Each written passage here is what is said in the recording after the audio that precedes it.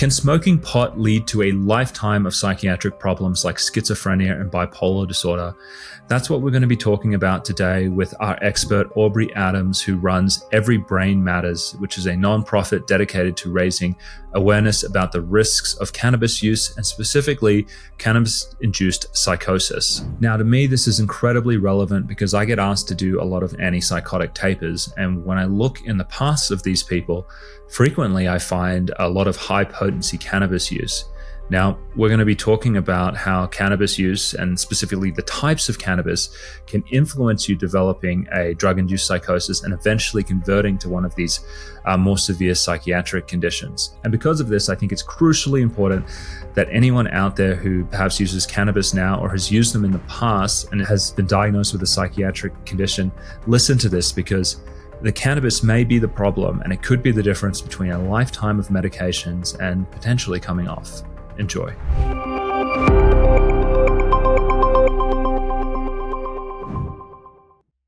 Aubree, thank you so much for coming on and talking to my audience today about the Every Brain Matters YouTube channel and initiative. I think a great place to start is just by asking you, how did this come about? How did you end up starting this organization and running it? From personal experience. Well, thank you very much for having me here, Dr. Josef. And I appreciate all the work you're doing and providing this awareness of mental health and how to take care of ourselves. So way back in 2015, my state of Colorado legalized marijuana, and I'm from Pueblo, Colorado, which is a disadvantaged community. And the marijuana industry was able to really kind of take over our whole town. And we had a lot of changes in our community. Homeless people coming here, crime.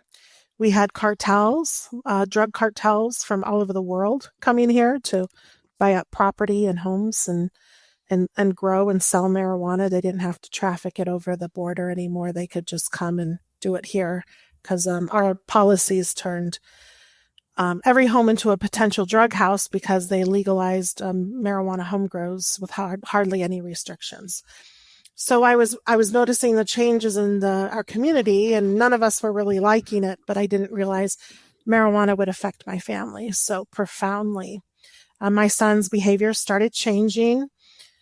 He became overly emotional. How old was your son when all this kicked off? We started noticing changes at 14, but the profound changes came when he was 15 years old, and he became irrational, paranoid, delusional, and he was repeating things that didn't make sense to me. And I was trying to be a good mom, listening to him, validate his feelings, and I found myself in conversations with him that just were irrational, didn't make any sense. And we would talk about the same thing over and over and over again. And he was suffering so much that he tried to take his life. And thank God he survived that.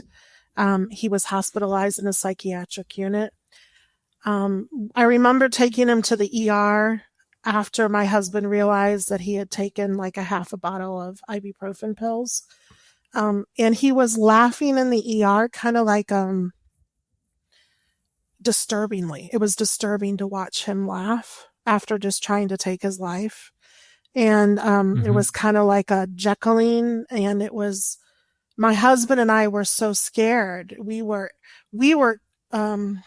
crying persuasively, and I don't think we quit crying for about 3 days straight, because we literally did not understand what was happening with my son. After he was hospitalized, he was discharged. He was still suicidal, still not mentally stable, and he was threatening suicide again. So he was hospitalized again, but this time he had to be hospitalized in Colorado Springs because there were no available adolescent psychiatric beds in our town of Pueblo, Colorado. When he got out of that hospital, at that point I was getting angry and upset with him. Like, why? I don't understand. You've changed so much. Why are you acting up so much? But he told me, and then I calmed myself down and I said, son, what is going on? And he said he had been dabbing, and I had no clue what a dab was. And he said, Mom, it's really strong marijuana.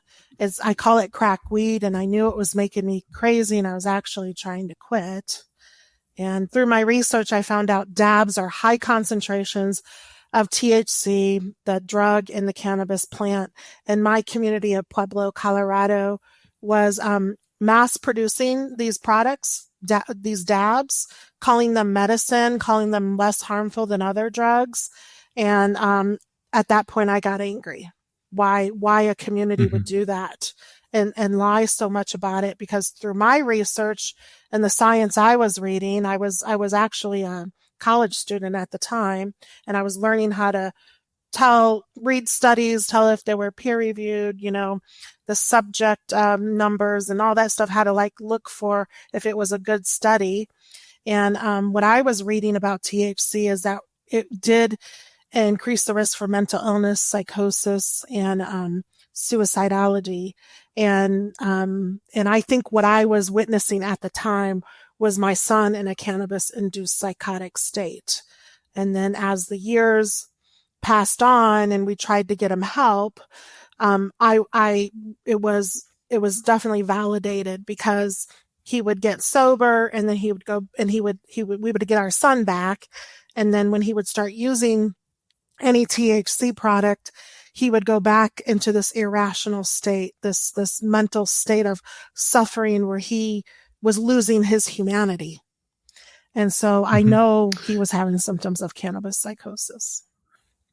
So a couple things I want to follow up on, and maybe the first thing is about the potency of dabs. I don't know if you have any kind of percentage in terms of the strength of it, but I have heard that dabs are substantially stronger than I guess maybe the weed from 30, 40 years ago.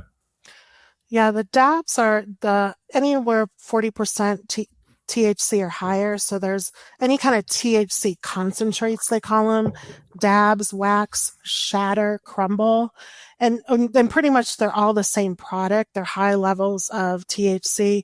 It just is a matter of how much water and air the person puts into the product to make it look just a little differently. But it's all high concentrations of THC. And usually the THC concentrates have the 40% content of THC or higher, and they can go up to 99.9%, which is called THCA or THC crystalline, and it actually looks like a crack rack, like a crack cocaine rack that they smoke out of a pipe. And how strong is just the regular weed that people used to just kind of I don't know, grow in their homes, back in the day? Yeah, like the old school hippie weed used to be 0.5% to 2 to 3% THC in a joint, in an old school hippie joint. So one of the main messages I try to communicate with the world or the public or whoever will listen to me is that we didn't legalize marijuana, we industrialized it. If we would have legalized old school hippie weed, the low concentration THC, we would definitely have problems, but we would not have the problems at the extent we're seeing now with this, what I call industrialized marijuana. We'll put a pin in that because I definitely want to explore that in depth. But my question to you was, where was your 15-year-old son able to get his hands on 40% plus crack weed, high potency THC? How did that happen? Great question. At school and at people in our neighborhood's homes. So remember how I shared that every home could grow their own marijuana. So many people had their home grows and manufacturing of these high concentration THC products. So it really allowed predators to really take advantage of disadvantaged people, youth, populations, and my son was definitely in that category. He was a young man growing up, trying to figure out who he is, wanting the girls to like him and wanting to be friends with everybody. And He got a lot of attention from the people in our neighborhood that were manufacturing these products. And so they gave it to him, and then he could sell it for them to his friends. And it just snowballs. So it's been a nightmare. Yeah. And so walk us forward in your story. You know, when we left off, it sounded like your son had been in a psychiatric hospital a few times for a cannabis-induced psychosis. Periodically, it appeared that he was having insight that the drugs that he was using was harming him. How does this story end? How did things play out from then onwards? Well, I have to correct it. He wasn't hospitalized for cannabis-induced psychosis. At that time, they weren't even using those two terms together. He was hospitalized because he tried to take his life, and then he was still suicidal and threatening to take his life. When he got out of the second psychiatric hospital, I could not find help for him for addiction to marijuana. I was being laughed at. I would go to Al-Anon meetings and be laughed at that I was complaining that my son had problems with marijuana because there's a lot of drug biases out there. I had a friend that worked for the Department of Social Services here in Colorado, and she recommended, as a taxpayer, I had the right to volunteer my family for crisis intervention with DSS, the Department of Social Services, and that they would provide services. So I did that. I volunteered my family for crisis intervention, and they did provide some services. They actually brought a therapist into the home to work with the whole family a couple times. My son would get better, and we did learn some tools, but there was parent shaming. They felt like it was pretty much we couldn't control our son. I was told I was too emotional. I was listening to every word they said. I was modifying and doing whatever I needed to do with my behaviors. And I was really focused on helping my son get better. We did that for a good year, and he cycled in and out of mental stabilization to completely out of control, where he would have to be held in kind of like an adolescent jail for 23 hours at a time. I think he was taken there at least 3 times. I do think those moments saved his life and mine, because he became more violent, not just towards himself, but towards his family. And then he did have an episode where he used meth, and that ended up getting him in a long-term residential program in Denver. They were using medications with my son at this time. He was seeing a psychiatrist. But when he got into that residential treatment in Denver, they really medicated him. Antipsychotics, antidepressants. And he became a walking zombie. And when I would go to visit him, he would be laying in the hallways, drooling. He couldn't hardly form any sentences. And there was a point in his care where I was talking to his counselor and his psychiatrist saying, I don't know what to do with my son. This is not my son. This is not helping. And I said, the psychiatrist wanted to increase his dose of medication. The counselor was yelling at the psychiatrist, like, are you kidding me? This kid already has the disease of addiction. You don't need to give him more meds. That's not the solution. I got upset with both of them, and I said, take him off everything. Just take him off everything. We need to see what his baseline is.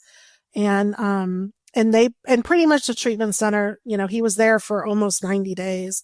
He was at the end anyways. And they said, well, you just need to take him home and see what happens. And so he did come home off all meds. Things were okay for a while. And then we would just go back into the cycle, because he would start using, cannabis products again. He progressed till, now he didn't go back to the meth. He just went to the marijuana, and that alone was damaging him.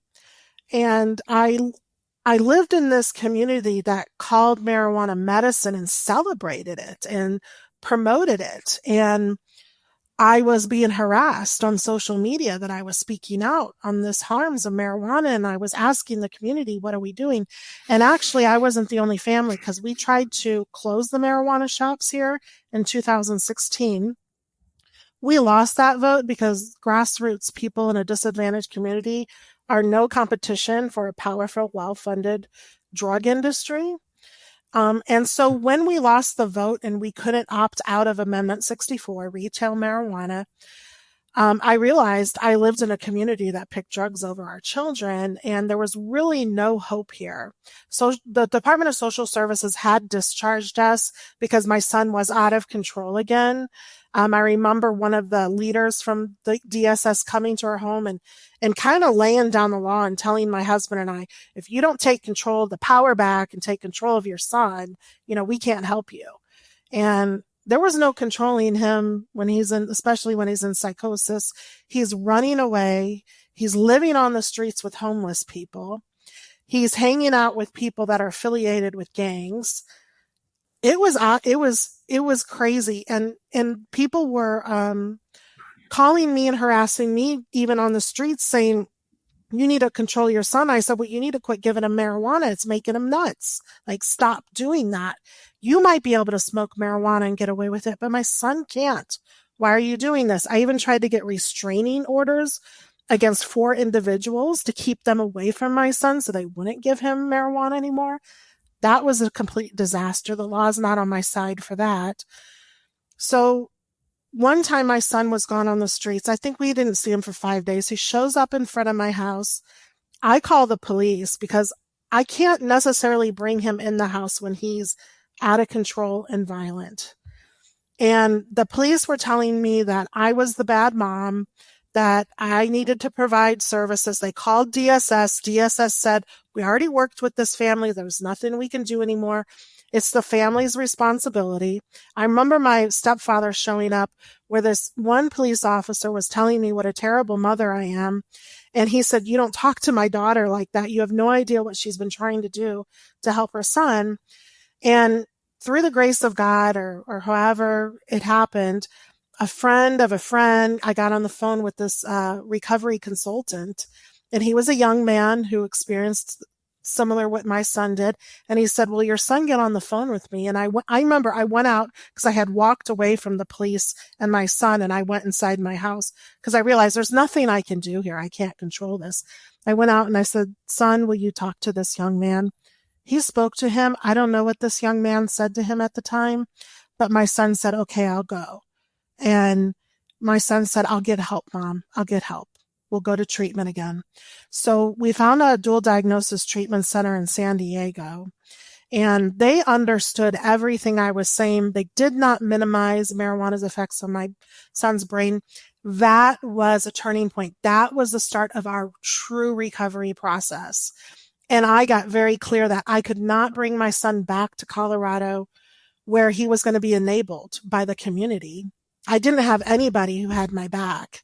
So, and I take that back. I did have community members that did try to help me. But in general, the culture here, the people growing marijuana in their homes, the people telling me it's my problem. There's nothing wrong with marijuana. It's a natural herb and it's medicine. So from San Diego, my son became so healthy, no drugs involved, no antipsychotics involved. He just detoxed from the marijuana. He was shiny. He was healthy. He was working out. He was just this glowing image of health. And then I decided, I found a place in Houston, Texas. They have recovery communities there. They have a recovery high school. And I took my son there instead of bringing him back to Colorado, and he joined this parent-driven recovery community. He lived with a host family for 2 years while I was still in Colorado. And there's more to my story that I won't tell you. I mean, I can tell you about it, but it's long. But it ended up, my husband got into the marijuana here. He became very depressed and suicidal. I was trying to help him. I couldn't help him, and I just got to my breaking point. So I went and I joined my son in Houston. I took my younger son with me. I left my husband. My husband was actually in a psychiatric hospital when I left him. Mm-hmm. And I had been with him since I was a teenager. We married in our 20s. And I went to Houston and I finished raising our children there. And I dove into the recovery process. I worked a strong recovery program myself. I was surrounded by support. I became a host mom for other youth in recovery. And I feel like I awakened that program or graduated that program. And I feel like I learned more through that program than my own college education. And my son achieved 3 years of sobriety. He was a leader in that program. And by the time he was 19, he decided to have a hard relapse. And it was pretty bad. And through a long story, we didn't see him for about 2 years after that. And that was even harder on me, of course, not seeing my son. So I had to dive deeper and work stronger in my own recovery program so I would be as healthy as I could for my other son, that I could survive this and not allow any codependency or anything, my emotions to influence my family members, and just really take very, very good care of myself to the best of my abilities. So long story from all this, my son did show up in our lives again. He was skin and bones. Anybody would have looked at him and said he was a meth addict. He wasn't. He was a THC addict. He had, in my opinion, CHS, the cannabinoid hyperemesis syndrome. So now we're at toxic levels of THC in his system. He can't hardly eat. He can't hardly drink. And he's rapidly losing weight. And he did develop the pylori H bacteria in his stomach. So he had to deal with that. So that was about 2 years ago when he showed back up in our lives. He's been in and out of my life since then. I'm back living in Colorado. The silver lining to my story is my husband got sober from marijuana about 2 years ago, and we never divorced through this process. So I'm back living with my husband, and we bought our old home back. And my son still lives in Houston, and he has his good days and his bad days. He's not mentally totally stable. He has severe anxiety, and he paces. Like if he's not at work, he'll pace in circles for hours, trying to calm his brain down. And he goes into where he gets help, and then he kind of backs off, and then he goes into it again. So I'm on the sidelines as his mom, just letting him know he's capable. I love him no matter what. I'm here, to help with any kind of recovery process that I can do. Otherwise, it's up to you, kid. Like he called me the other day and he was asking me, he was in a situation having a hard time paying bills, and he asked me, what should I do? And instead of me telling him what to do as his mother, I understand the recovery is like, son, I think you'll know what to do. It's your life. You can figure this out. I'm here to talk about it if you want, but I'm too codependent on you to tell you what to do. You've got to figure that out on your own. And you're 25 now and you can do this, son. So that's how I interact with him now. And we don't talk much about marijuana anymore because I realized over the years, our bond, our connection was through the harms of marijuana. My goal with him is to have as healthy as relationship as I can with him outside of that issue. So we try to talk about other things that, interests in life while he's trying to figure out who he is and get his identity and still, figure out that whole growing up process. So it's my long story. And currently, is he still struggling with marijuana? Yeah. I'm not sure, and I don't ask. Yeah. I'm not sure. He tells me he's not. He just, so I tell him thank you for letting me know that. But that's how I came to develop Every Brain Matters. I have a clear understanding that we live in a world that's very pro-drugs, pro-marijuana, and the harms are expanding to many families. And families are finding themselves in a situation where they don't understand how marijuana is harming their kids. They don't have the resources, and they're not necessarily welcomed in certain circles because it's not an opioid problem, it's a marijuana problem. So I have family recovery support resources for families affected. I want to bring hope back into this conversation. So I spend a lot of time interviewing people on my YouTube channel, hearing their experience, strength, and hope, so those families can relate to them, draw strength from them, and know that they are capable of getting through these hard times. And then I have an advocacy arm with Every Brain Matters, where I show up and I tell people these policies are promoting addiction, promoting mental illness, and Can you we've got speak to to that a stop. little bit more? Because I think that's, I mean, you've Yeah. touched on this a few points, but if maybe you could just lay the whole thing out, because you mentioned that there's a bias against people who are having marijuana problems. There's commercial forces going on right now that are sort of maybe even painting marijuana to be, not that dangerous, not that big of a deal.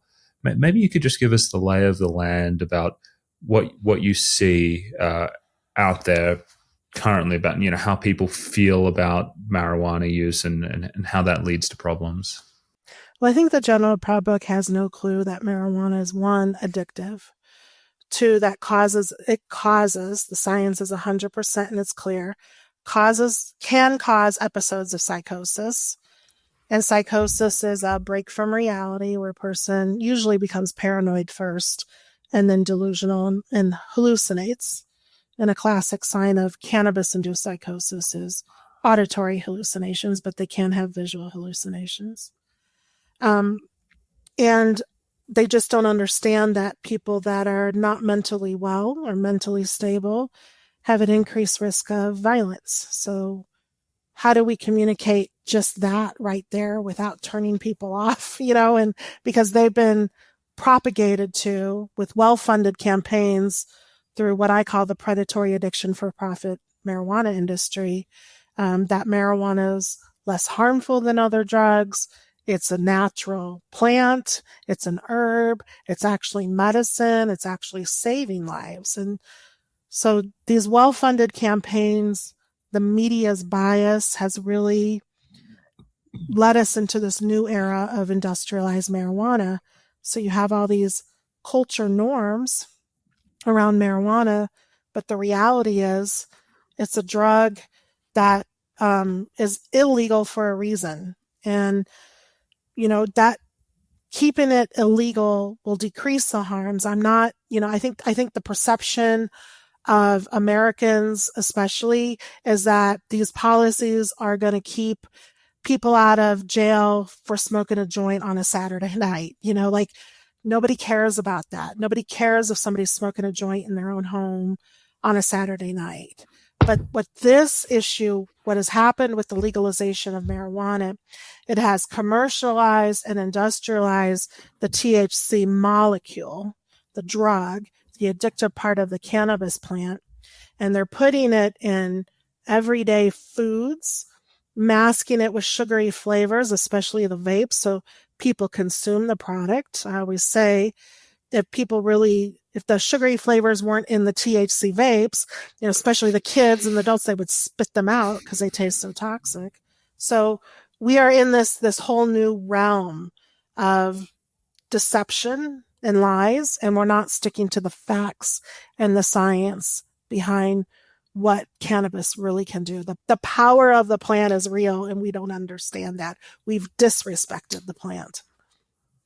So I think, it's, the corollaries between what's happening with big cannabis and big pharma, I think are, they overlap a lot, and, right down to, the messaging that people get. Because I think before I started to really pay close attention to this issue, I would have said, it's just these bunch of stodgy conservatives who want to ban cannabis because they're racist. That's one thing, and they just want to lock people up, and they're not really, they don't see that this is really helpful for chronic pain and for veterans with PTSD, and by banning it, they're also contributing to international drug smuggling and things like that, and so. I feel like there's been so much of this messaging, and then there was almost this wave of legalization where, we're going to advance as a society, and we're not going to be held back by these, these stodgy ideas, and that may be kind of racist as well. But you don't hear the other side of it, right? Because I think what's lost with all of that is the fact that, hey, this isn't your grandpa's weed anymore. This is like 80 times stronger. And actually, it's greatly increasing the chance that people are going to have psychotic episodes that are probably going to be diagnosed as schizophrenia. I've heard you talk about this before, and I've also read this research that if you have a substance-induced psychosis, they looked at all of the drugs, and they looked at how about conversion to a psychotic illness or a bipolar disorder. And this is a big surprise to everyone. A cannabis-induced psychosis is the highest predictor of being diagnosed with bipolar or a schizophrenia diagnosis later on. It was something like 48% combined. And when you compared that to methamphetamine, which I think most people would say, oh my God, methamphetamine, that's so bad. If you ever touch that, you're having serious problems. It's just looked at very differently. That's sitting at around 30% from when I looked in the 30s.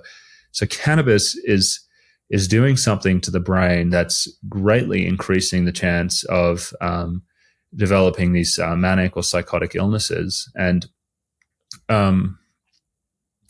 we don't hear that. I think what happens is when someone has one of these psychotic episodes on cannabis, people go, oh, well, it's just cannabis. It can't be that bad. They don't distinguish between edibles or dabs, shatter, or just like the normal weed. But even, quote unquote, normal weed that you can get from dispensaries these days is just like, super powered. It's been like specially grown to be really strong. They just go, oh, there's no way something like this could cause a mania or a psychosis. And then so people also kind of get misled in a way. They get told, well, you probably would have just developed schizophrenia anyway, and this just sort of eased it on. And so that's the part of it that's missing. And I actually want to ask you, Aubree, did you see this in your own, with your son, or maybe with some of the many families that you now help and guide, that they were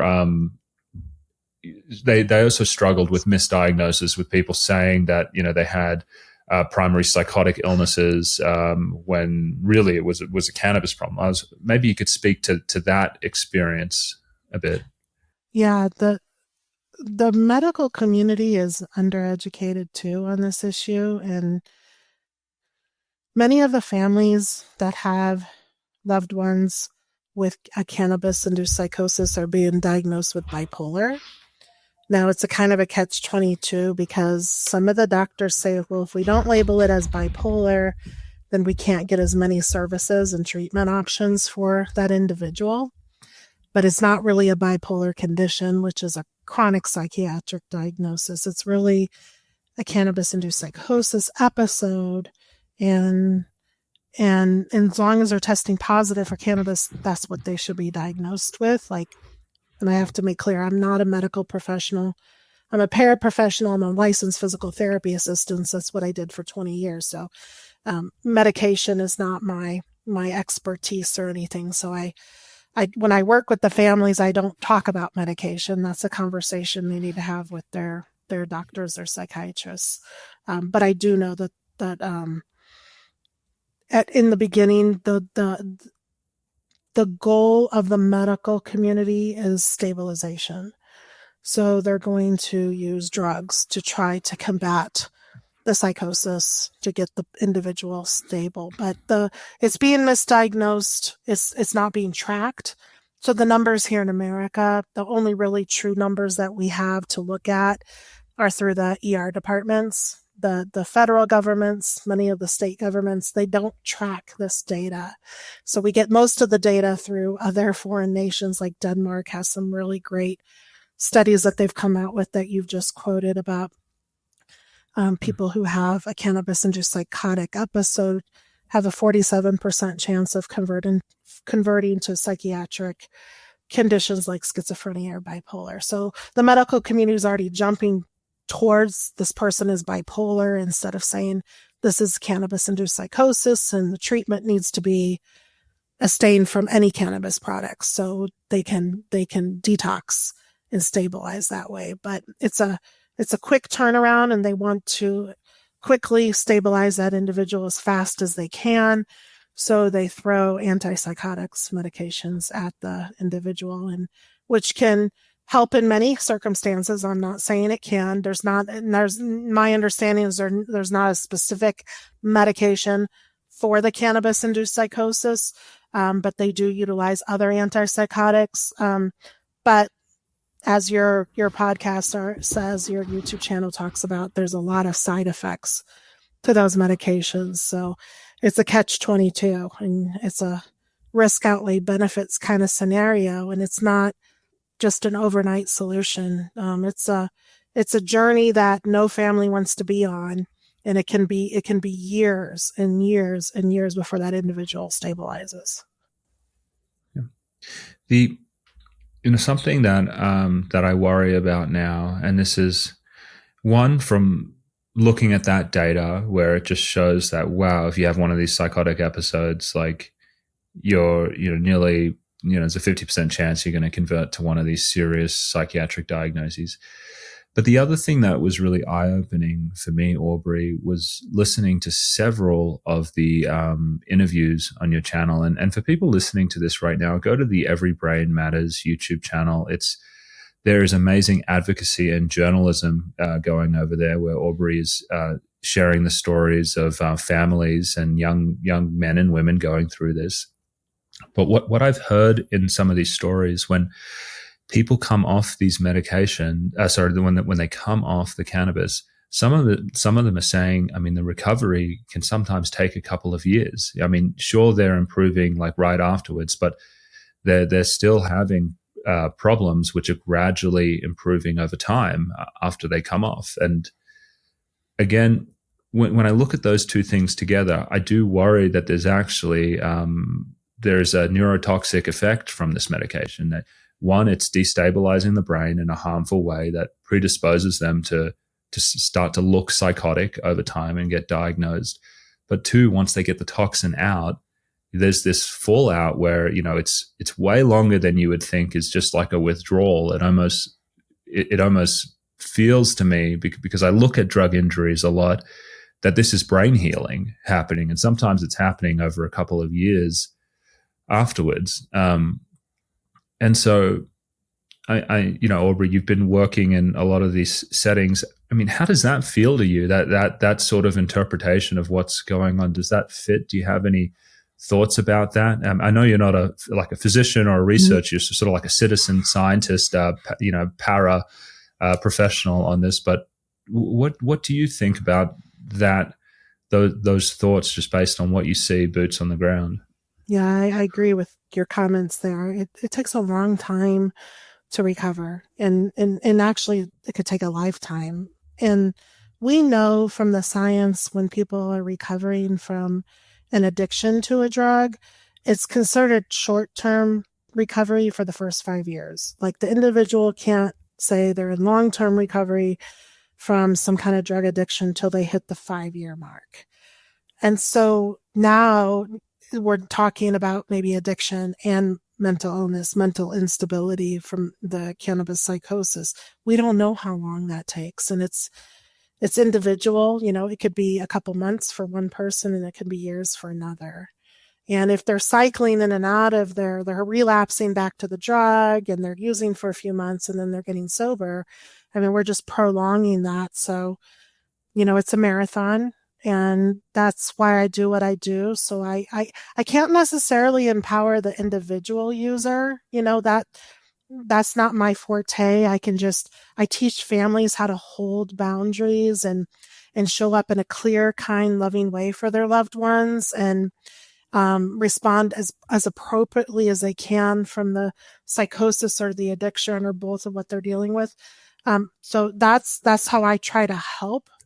And I think, like, first, when my son was in his first rehab program, I thought, he's going to be fixed and this is going to be great, and I'm going to get my son back, and we're going to go back to our family life before, and we're going to have dinners together, we're going to go to the movies, we're going to go camping and hiking, and we're going to have fun like we were having before. And that's not the case in most situations. It's a long-term healing process, and that's what recovery means, healing.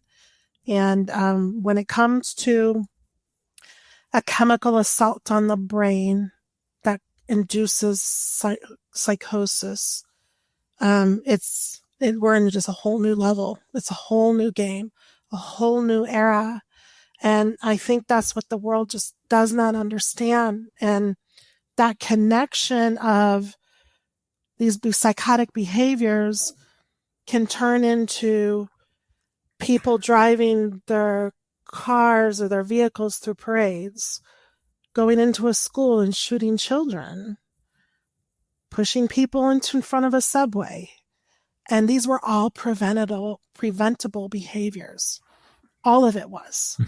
And I'm not a popular person to say, I'm not, I think sometimes we've got to frame conversations, or we don't get invited to a table to talk.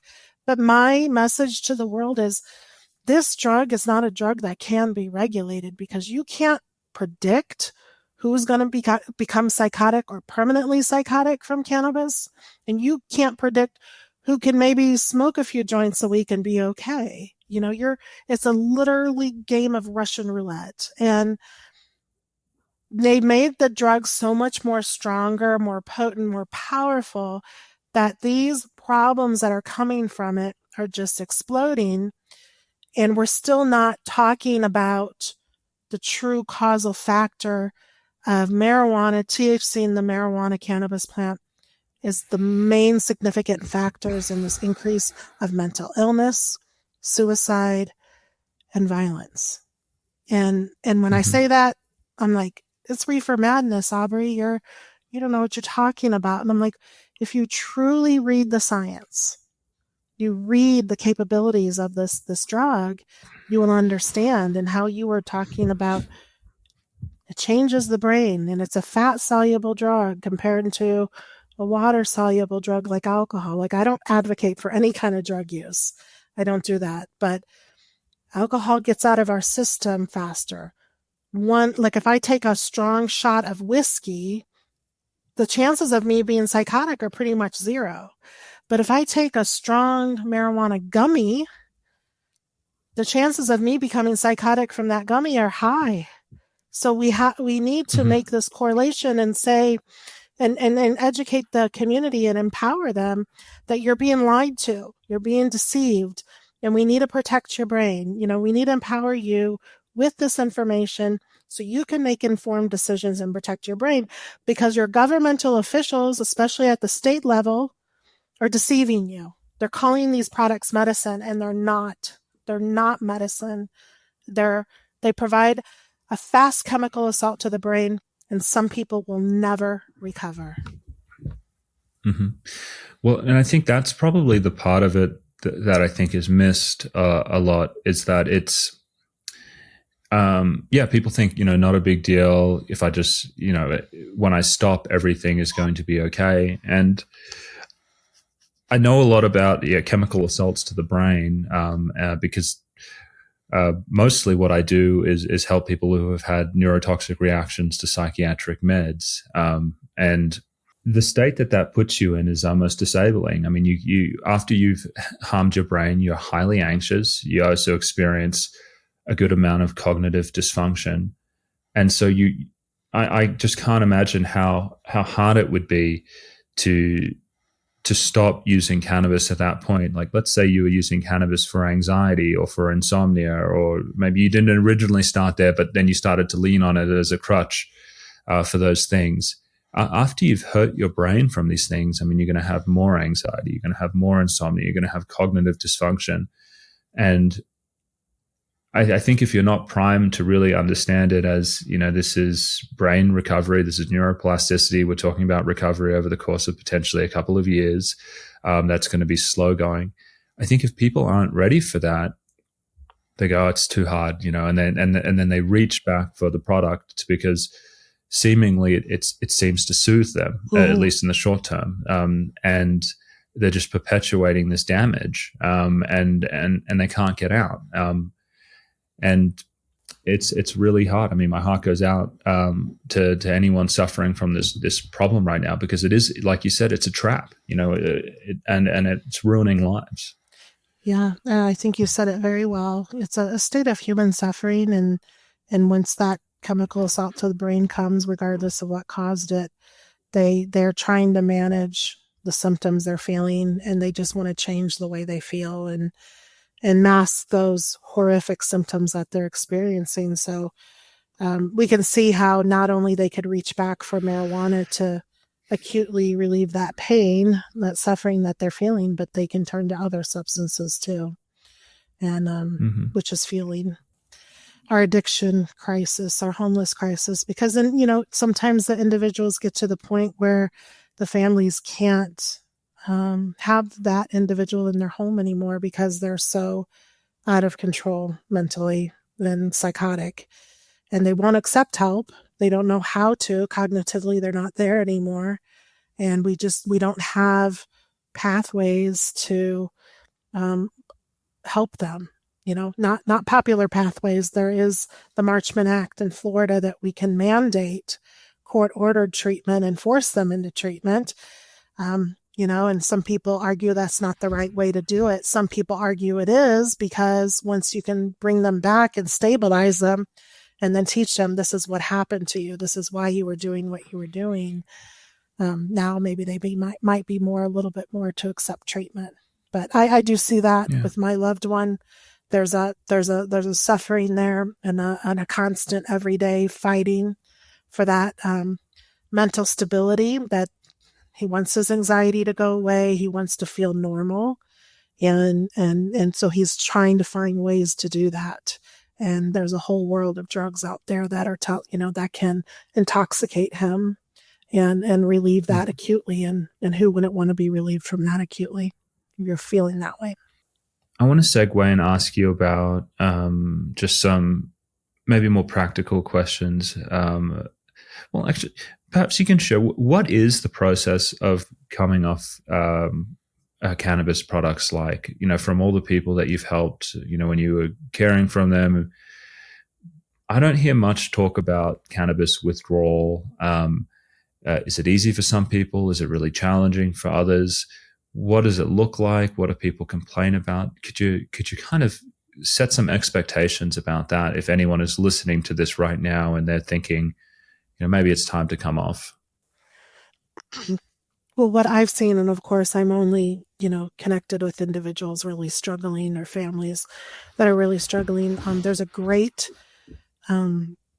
pamphlet that describes cannabis withdrawals on marijuanaanonymous.org, the 12-step program for that. And we've developed Maranon, which is equivalent to Al-Anon, and we've adopted their pamphlet that describes the withdrawal symptoms. It can be anywhere from mood swings, irritability, severe nightmares. That is a common one I hear. Episodes of the psychosis increases and gets worse for a period of time during the withdrawal. Severe, what I saw with the kids that I brought into my home, severe depression where they don't want to live. And there was one certain young man that came into our home, and they paired him with another young man who recovered from 2 episodes of cannabis-induced psychosis. Now, this other young man didn't necessarily have psychosis from his addiction to marijuana, but he was withdrawing, very, very depressed. And what I kept doing is you've got to call me at least, and you got to check in with me at least once a day, and you got to tell me how you're feeling. And we've got to get rid of any kind of shame that you don't want to be honest with me on how you're feeling, because we're here to support you through this process. And we're here to get professionals involved when we need to get professionals involved. I'm not the professional to help you with any suicidal thoughts or anything like that, but I just tried to make the conversation very open that this is a temporary part of your life. This is probably one of the hardest part of your lives, but we're here to support you, and you don't have to feel shameful in our presence. We just need to know how you're doing. And if that changes within a split second, we just need to be picking up the phone and connecting. So if you have a young adult or young person that is withdrawing from marijuana, It's really important that individual is never left alone and surrounded by healthy peers, that they're going to be more honest with their peers than they are an adult, especially like somebody like me who's the host mom, just providing a drug-free, healthy environment for the young person. But I can remember like when my son got into the program in Houston, there was like 4 or 5 healthy peers around him at all times in the beginning of his recovery process. And that is key. And that can last for months, but they need to be with other peers that have walked the same journey, have been through what they've been through, and they need to not be left alone, and they need to be connected with as much as possible.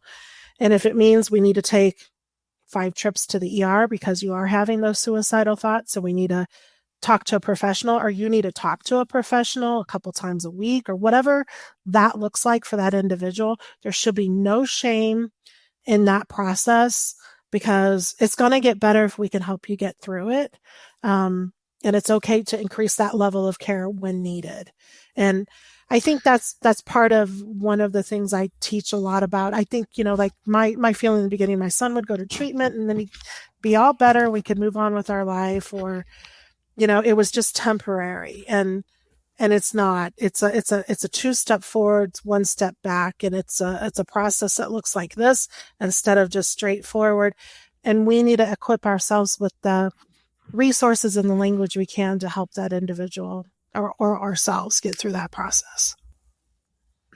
Yeah, I mean the overlap is striking to me. I mean, when we help people who've had drug injuries to some of the psychiatric medications, at least in our program, we have 7 groups a week, and they're the most attended groups, just because, I mean, the suffering is immense. I mean, we were talking about states of completely unregulated anxiety, cognitive dysfunction. People feel like they're losing their minds, and they require so much reassurance and support.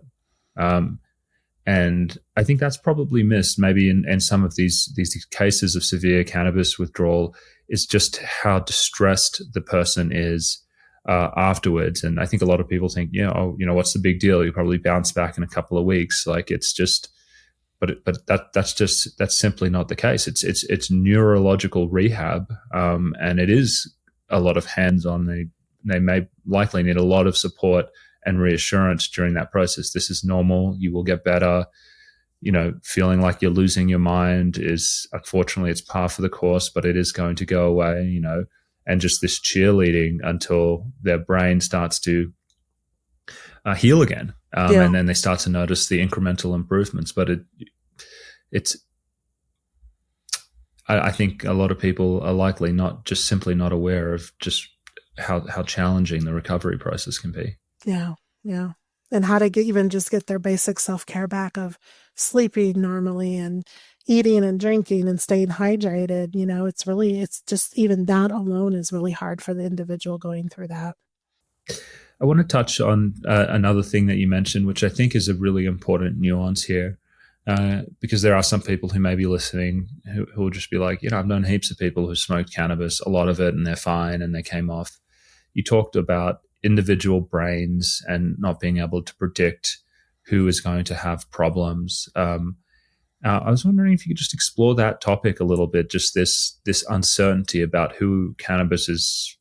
People are very resilient to it, and then there's this other group where it's you just don't know and it affects them. Can you speak to that some? Sure. And I want to be clear that I have not seen anybody do well with today's more industrialized products. I haven't seen adults or children be able to use those products and be okay. There's a whole spectrum, severely, result of that is psychosis or schizophrenia, or, just I'm having some depression and some anxiety. Like, I've not seen anybody benefit from that, but I know my viewpoint might be a little biased because I'm on the side of this topic where people are being harmed. Adults are not immune from these symptoms. The younger the brain, the more frequent the using of the product, the higher potency of the product increases the risk of a adverse outcome.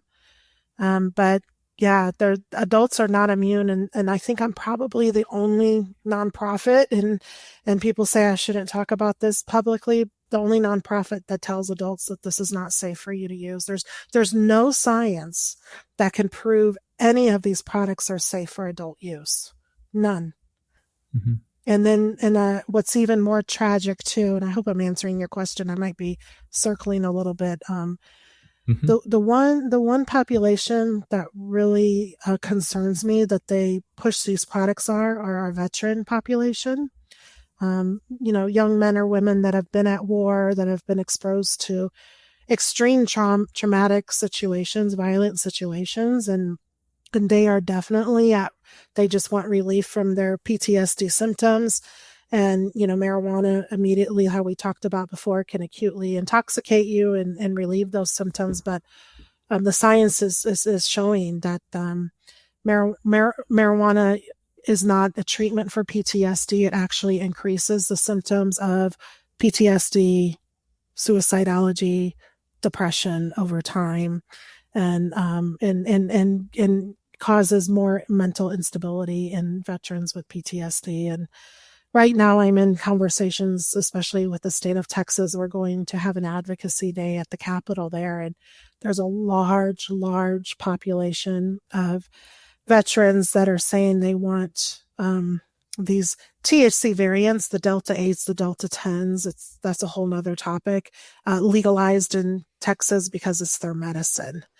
And it's like, well, if you actually read the science and about the story of Chris Kyle, who, was shot by a young man in a psychosis from cannabis, that this is not a solution to what is happening in your brain. This is actually harming you. So I think my just to summarize my message with, who's at risk is everybody. And we can't predict who can just smoke a few joints and be okay and who can't. So what I say to people is, like, as I can't tell them what to do with their lives, like I'm not here to try to control people and say, oh, and shake my finger at them and say, don't use marijuana. If they choose to use marijuana, I want to empower them. If they start feeling paranoid, that's usually the precursor that they're at higher risk for psychosis and it can progress. So I would say that would be a big indication for that individual if they are getting paranoid to really question if this is the right drug for you and if you are going to have really severe negative outcomes. And if you are feeling paranoid, make sure that you're connected with somebody you can trust that's not going to laugh at you that you're paranoid, but maybe get you in a safe space and get you away from any kind of weapons or anything like that. If the paranoia progresses to any kind of hallucinations or really deep delusions or irrational thoughts. Yeah, it's a really good point. And, I worry about young people because I can imagine a group of young people sitting around and someone is becoming paranoid and and everyone else is like giggling and having a good time. And they're just like, oh, you're so weak, and then that person, instead of recognizing like, hey, my brain clearly can't handle this drug the same way yours does. And this is actually a warning sign that I'm maybe more likely to have a toxic reaction to it. They feel kind of compelled to sort of keep up with their friends because they don't want to look bad around them. And so I just think that's great. I mean, if you're ever like, if you try it and you feel unwell, I mean, it's a sign that it's really not for you. And like you said, with anything, even without this susceptibility, if you use enough of it or if you're on potent enough cannabis, even it can still break you. And so there's, genetic vulnerability, but also, if you just expose yourself to enough of the toxin, it will hurt you as well. Yeah. You don't have to be predisposed to these reactions. There was a study that just came out and just said you don't have to have any genetic history of vulnerability to become psychotic now. Marijuana alone, THC alone, can cause psychotic reactions. Well, on that note, Aubree, I think we can wrap now. But before we officially do you have any message or is there anything that I didn't ask you about which you'd like to share with my audience before we wrap? Yes, there's a story, an individual story who we are going to be featuring on Every Brain Matters. Her name is Bren Spacer. And she was a naive marijuana user. She had only used marijuana about 10 times in her life and didn't really have a bad reaction, just kind of had the munchies and giggled. So one night she was with her friend, and he was a daily marijuana user. And she took a hit off his bong and didn't really feel anything. So he stacked the bong and made it more potent, said, "I'm going to make a hit for you to really feel." She took the hit and she became acutely, severely psychotic. And she grabbed knives from the kitchen and she stabbed her dog and she stabbed her friend, killing him. And she was stabbing herself when the police arrived on scene. And so we have approval. She was convicted of involuntary manslaughter. And the prosecuting experts and the defense experts all agreed that this was cannabis-induced psychosis, 100%. There was no wavering from that. And this is the first of its kind in our country, this story.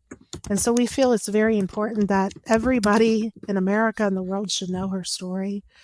When the police arrived on scene, she was taking the knife and killing herself. Not cognitively. In her psychotic state, she would have not have done that if it wasn't for the cannabis-induced psychosis. The police saved her life that night. So what we did is we approached her probation officers to help her with her public education requirements. That was part of her sentencing. And so we are featuring an educational video of her story and featuring her to tell her story. So please sign up for my newsletter at everybrainmatters.org so you can see that and then share this story with your communities and with your loved ones. And you can even invite Bryn to come speak to any organizations that you would like to provide this very, very valuable education. So Bryn is a doctor of audiology. She's an educated, bright, young lady who had no clue that putting that bong to her mouth that night could cause such a severe psychotic behaviors. And so she wants the world to know that, to be warned of this and take good care of themselves and get help if they need help. So that would just be something I would add to invite your viewers to learn more about Bryn Spacer. Okay. Well, God bless you, Aubree Adams. Thank you so much for taking time out of your day to come and speak with my audience. Thank you so much for having me. If you'd like to learn more about the risks of cannabis and how it can progress people to serious mental illness, you're not going to want to miss this video where I do a deep dive into the literature.